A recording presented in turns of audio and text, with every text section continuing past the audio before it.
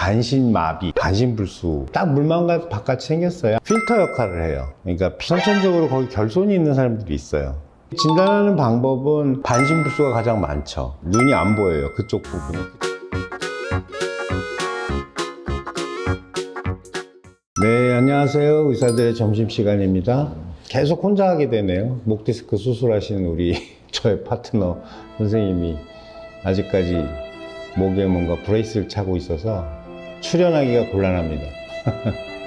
오늘은 지난 시간에 이어서 허혈성 뇌졸중, 흔히 얘기하는 중풍이죠. 허혈이라는 게 뭐냐면 혈관으로 이제 피가 덜 가서 피의 공급이 모자라서 생기는 것들을 다 허혈이라 그래요. 이제 허혈성 뇌졸중이 생기면 특징적인 증상이 반신마비, 이게 아주 흔한 증상이고요. 혈관이 막히는 위치에 따라서 이제 그 해당하는 뇌의 그 부분에 기능이 정지해서 생기는 증상들이 생기겠죠. 눈으로 가는 동맥이 막히면 눈이 안 보이는 증상이 생기기도 하고, 또 얼굴이 마비가 되는 증상이 생기기도 하고, 말을 못 하게 되는 경우도 생기고, 말 쪽은 또 이제 말을 만들어내고 하고 하는 그 부분이 세 부분으로 나눠져 있거든요, 뇌에. 그래서 어떤 한 부분이 막히면 알아는 듣는데 말을 못 하게 되는 경우도 있고, 또 말은 할 수는 있는데 이렇게 잘 남의 말을 이제 못 알아듣는 그런 일이 생기기도 하고, 여러 가지 이제 혈관이 막힌 부분에 따라서 증상이 굉장히 다양하게 나올 수 있어요. 그 중에 가장 이제 많이 보는 경우가 반신불수인 경우가 제일 많죠. 그건 나중에 차차 이제 설명드리기로 하고, 주로는 이제 이 허혈성 뇌졸중이 생기는 원인이 뭔가가 중요하잖아요. 근데 이제 그 중에 이제 제일 많은 게 그 혈관 안에 이제 피떡이라는 게 혈전이죠. 피가 이제 굳어서 생기는 그 덩어리. 피는 원래 이제 액체잖아요. 제가 가끔 이렇게 피를 물만 밥에다가 되게 이제 비유를 많이 하는데, 딱 물만 바깥이 생겼어요. 안에 알맹이는 적혈구 이런 것들이, 세포들이 이제 떠 있는 거고, 그 안에 이제 그러니까 혈장이라고 하는 액체에 적혈구가 이제 떠다니는 그런 형태인데, 피떡은 뭐냐면 적혈구들이 뭉치는 거예요. 그러니까 이제 주로는 어디 상처가 나거나 혈관이 터졌을 때 혈액이 더 이상 밖으로 유출되지 못하도록 혈액이 이제 응고되는 기전이 몸 안에 있는 거죠. 근데 이제 그게 잘못 작동하면, 원래는 덩어리가 있으면 안 되는데 피 속에 이제 덩어리가 생기는 그런 경우가 생기는 거죠. 주로는 심장에서 제일 많이 생겨요. 심장이 어떤 때에 혈전이 생기냐면 심방세동이라 그래서 심장이 굉장히 불규칙하게 뛰는 그런 병이 있습니다. 근데 그런 경우에는 심장에 이제 들어온 피가 한 번에 이제 쭉 들어왔다 한 번에 쭉 나갔다 이렇게 이제 동작을 해야 되는데, 이게 심장이 불규칙하게 뛰고 한꺼번에 이게 쭉쭉 들어온 피를 완전히 다 밖으로 배출을 못하면 심장 안에서 피가 정체가 되게 되고, 그 안에서 이제 피떡이 생겨서 그게 뇌혈관으로 날아가면 이제 뇌혈관의 어떤 부분을 막는 거죠. 그래서 이제 생기는 경우가 제일 많고, 또 이제 대동맥처럼 이제 사이즈가 엄청나게 큰 혈관의 안에 뭔가 그 문제가 있으면, 문제 있다는 게 되게 이제 동맥경화죠. 거기가 이제 울퉁불퉁하게 이제 동맥경화 때문에 뭔가 그 표면에 문제가 생기면 거기서 이제 피떡이 생겨서 날리는 거죠. 여기저기 이제 날아가게 되는 그런 경우도 있고, 또 한 가지는 이제 그 정맥에서 생기는 경우도 있는데, 정맥에서 생긴 피떡은 동맥으로 넘어올 수가 없어요, 정상적인 경우에는. 왜냐하면 정맥에서 이제 피가 흘러서 심장으로 도로 들어가서 그 다음에 가는 기관이 폐잖아요. 폐는 이제 모세혈관이 있기 때문에 필터 역할을 해요. 그러니까 피 안에 있는 무슨 조그마한 정맥으로부터 흘러 들어오는 어떤 찌꺼기나 이런 것들은 다 폐에 이제 걸리는 거죠. 마치 이제 자동차에 이제 무슨 연료 필터 이런 거 마냥 그 폐에 이제 걸리게 되고, 나머지 이제 덩어리는 그 폐를 통과하지 못하기 때문에 정맥에서 생긴 혈전은 동맥으로 넘어가지 못하는 거거든요. 근데 이제 문제가 심장 안에 이게 격벽이 이렇게 있는데, 좌심방, 우심방, 좌심실, 우심실하는 거 가운데 이제 벽이 있는데, 중격이라 그러죠. 중격. 그게 이제 선천적으로 거기 결손이 있는 사람들이 있어요. 선천성 심장병 중에 굉장히 많은 것들이 이제 심실 중격결손이나 심방 중격결손이나 이런 것들이 있는데, 그러면 이제 그 폐를 거치지 않고 우측 심장에서 좌측 심장으로 혈전이 넘어갈 수 있게 되는 그런 구조가 생기게 되죠. 그러면은 정맥으로부터 온 혈전이 동맥으로 넘어갈 수 있고, 그것 때문에 이제 중풍이 생길 수 있는 거죠. 또 한 가지 중요한 이제 그 혈전의 원천은 혈관이 좁아져서, 혈관이 좁아지는 아주 대부분의 이유는 이제 동맥경화겠죠.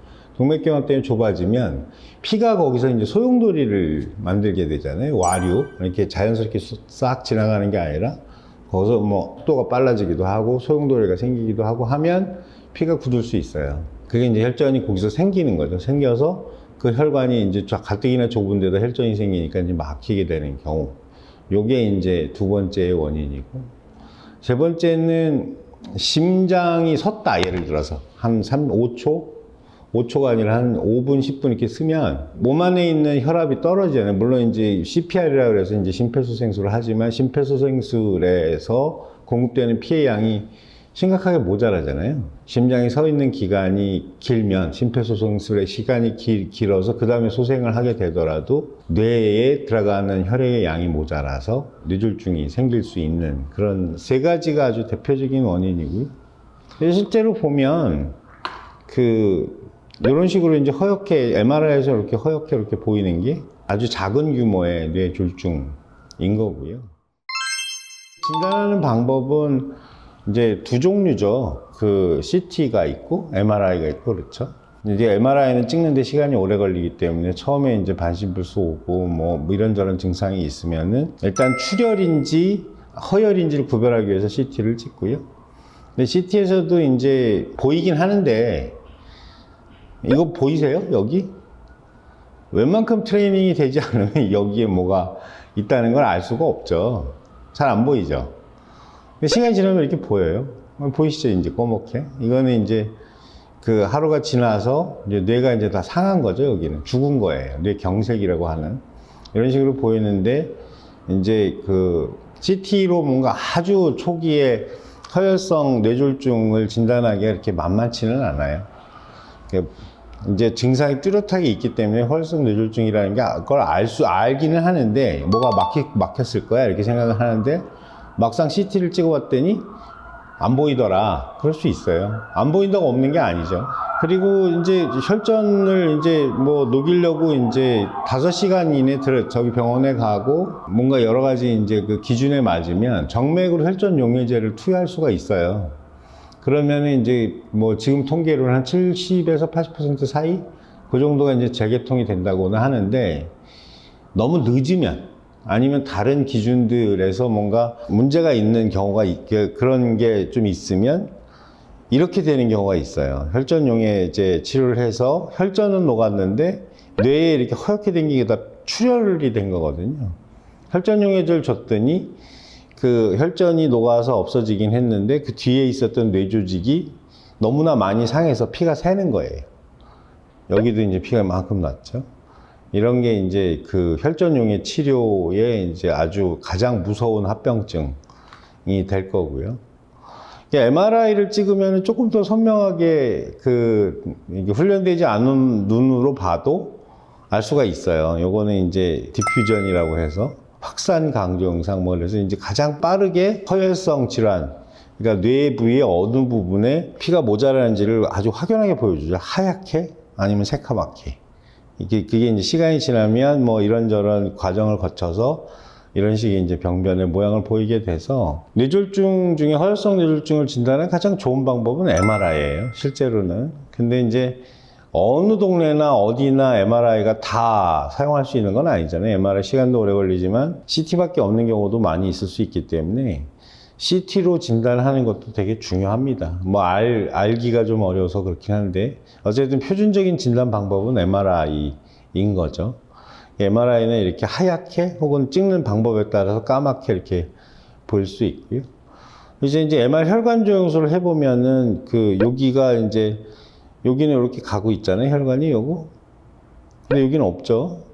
여기 막힌 거예요. 여기 중뇌동맥이 막혔다는 거고, 중뇌동맥이 막히면 중뇌동맥에 그 혈액을 공급하는 부위가 이제 여기거든요.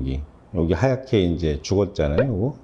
요 부분이 이렇게 막히게 되고, 중뇌동맥이 뇌혈관의 사이즈로 보면은 가장 커요. 뭐 뇌 안에서 그 혈액을 공급하는 영역이 크기도 하고, 그러니까 당연히 그 파이프의 두께가 굵기가 굵겠죠. 전뇌동맥, 중뇌동맥, 후뇌동맥 요 세 개인데, 세 개 중에 이제 가장 커서 혈전이 날라오면 일로 가장 많이 가요. 물론 여기만 가는 건 아니죠, 당연히. 근데 확률적으로 가장 피해가 흐르는 양이 많기 때문에 이쪽으로 많이 가서 우리가 흔히, 그러니까 뇌졸중, 그 허혈성 뇌졸중, 보통 중풍이라고 하는 그런 걸 보게 되면 반신불수가 가장 많죠. 왜냐하면 여기가 팔다리를 움직이게 하는 동네거든요. 그래서 이제 반신불수라는 걸 이제 가장 많이 보게 되는 거고. 그래서 전뇌동맥이 막히는, 여기 막혔죠. 요거는 있는데 반대편에 똑같은 게 있어야 되는데 여기 막혀서 못 올라가고 있는 거예요.